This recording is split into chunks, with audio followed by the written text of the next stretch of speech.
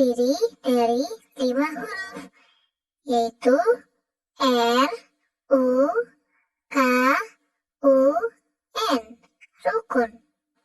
Makna dari rukun adalah damai, tidak bertengkar, saling membantu dan menyayangi satu sama lain, dan bersepakat atau bersatu. Hidup rukun di rumah artinya adalah hidup dengan damai bersama dengan anggota keluarga, saling menyayangi dan menghormati antar anggota keluarga, dan tidak bermusuhan atau tidak bertengkar. Itulah hidup rukun di rumah. Kita semua menginginkan suasana damai di rumah. Kedamaian terjadi karena adanya kerukunan. Ayah dan ibu rukun, kakak dan adik rukun. Semua anggota keluarga menjaga kerukunan di rumah. Beberapa contoh yang mencerminkan kerukunan di rumah antara lain adalah belajar bersama dengan saudara. Lihat, Udin dan Mutiara sebagai kakak beradik, mereka belajar bersama. Yang kedua adalah sesama saudara harus saling membantu. Lihat, Udin yang kesulitan dan kakak Mutiara membantu Udin dalam menyelesaikan masalahnya. Yang ketiga, Udin dan Mutiara membersihkan rumah bersama.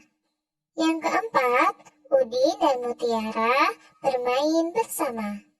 Itulah beberapa contoh hidup rukun di rumah.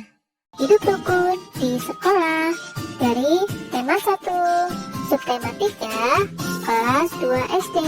Selamat belajar. Pagi ini, Ibu Udin menyiapkan bekal untuk Udin. Selain itu, ia juga menyiapkan lebih untuk teman-teman Udin. Bagilah bekalmu dengan teman-teman ya, Din. Udin pun menanyakan kenapa ia harus berbagi. Baik, Bu. Mengapa kita sebaiknya berbagi dengan teman, Bu? Berbagi menunjukkan sikap rukun. Bawalah tempat bekalmu kembali ya. Setelah mendengarkan penjelasan dari ibu, kemudian Udin mengerti. Salah satu cerminan hidup rukun dengan teman adalah saling berbagi. Berbagi dengan sesama merupakan pengamalan Pancasila, sila kedua. Kemanusiaan yang adil dan beradab. Saat ibu meminta Udin untuk berbagi bekal dengan temannya, ibu menggunakan kalimat perintah. Kalimat perintahnya adalah, bagilah bekalmu dengan teman-teman ya, Din. Kalimat perintah isinya menyuruh untuk melakukan sesuatu. Pada kalimat perintah, ada penambahan la pada kata kerjanya. Di akhir kalimat perintah, diberikan tanda baca, yaitu tanda seru. Ketika mengucapkan kalimat perintah, kita juga harus mengatakannya dengan sopan. Seperti itulah cara membuat kalimat perintah. Udin dan teman-teman belajar di sekolah. Selain waktu belajar, ada juga waktu istirahat. Waktu istirahat dapat digunakan untuk berbagai hal. Ada yang bermain, berbincang, atau saling bercanda dengan teman. Udin dan Beni beristirahat di bawah pohon rindang. Mereka menikmati bekal makanan dari rumah bersama-sama. Udin dan Beni saling berbagi bekal makanannya, sesuai dengan pesan ibu. Saling berbagi merupakan pengamalan Pancasila kedua. Saat waktu istirahat selesai, Udin dan teman-teman semuanya masuk ke kelas. Ibu guru menyuruh anak-anak untuk masuk dengan tertib. Masuklah ke kelas dengan tertib. Seperti itulah cara ibu guru menyuruh anak-anak untuk masuk ke kelas. Kalimat perintahnya ada penambahan la pada kata kerjanya dan ada tanda seru di akhir kalimat, serta diucapkan dengan sopan. Saat semua anak-anak sudah masuk ke kelas dan rapi, ibu guru meminta Udin untuk memimpin doa sebelum belajar.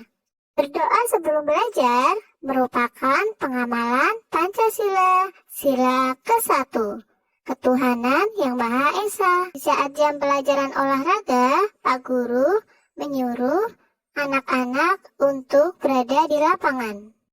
Anak-anak akan bermain lari berpasangan. Udin dan teman-teman sangat senang ketika bermain lari berpasangan. Saat mereka mulai lari berpasangan, tiba-tiba mereka terjatuh karena gerakan kakinya tidak kompak. Mereka sama-sama merasakan sakit, namun mereka tidak saling marah. Edo dan temannya saling bermaafan. Saling memaafkan dapat menjaga persatuan dan kesatuan. Menjaga persatuan dan kesatuan merupakan pengamalan sila ke-3, Persatuan Indonesia.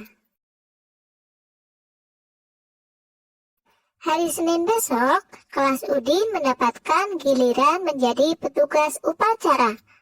Para siswa bermusyawarah menentukan petugas upacara. Ibu guru menawarkan kepada anak-anak untuk siapa yang menjadi petugas upacara. Siapa yang mau menjadi petugas upacara? Acungkan tangan bagi yang ingin menjadi petugas upacara. Tata cara ketika dalam bermusyawarah adalah saat berpendapat harus mengacungkan tangan dan berbicara dengan sopan. Musyawarah merupakan pengamalan Pancasila sila ke-4, kerakyatan yang dipimpin oleh hikmat kebijaksanaan dalam pemusyawaratan perwakilan. Selain bermusyawarah untuk menentukan petugas upacara, mereka juga bermusyawarah untuk menentukan lagu yang akan dibawakan saat upacara. Mereka menentukan lagu yang akan dibawakan dengan pengambilan suara terbanyak, atau disebut juga voting.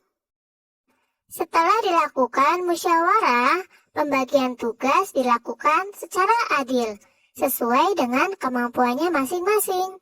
Pembagian tugas secara adil merupakan pengamalan sila ke-5. Selain pembagian petugas upacara, teman-teman juga melakukan pembagian tugas membersihkan sekolah dengan adil.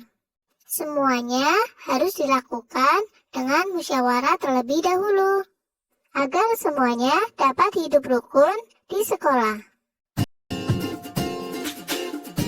Sampai di sini dulu untuk pembelajaran hari ini. Sampai jumpa di pembelajaran berikutnya.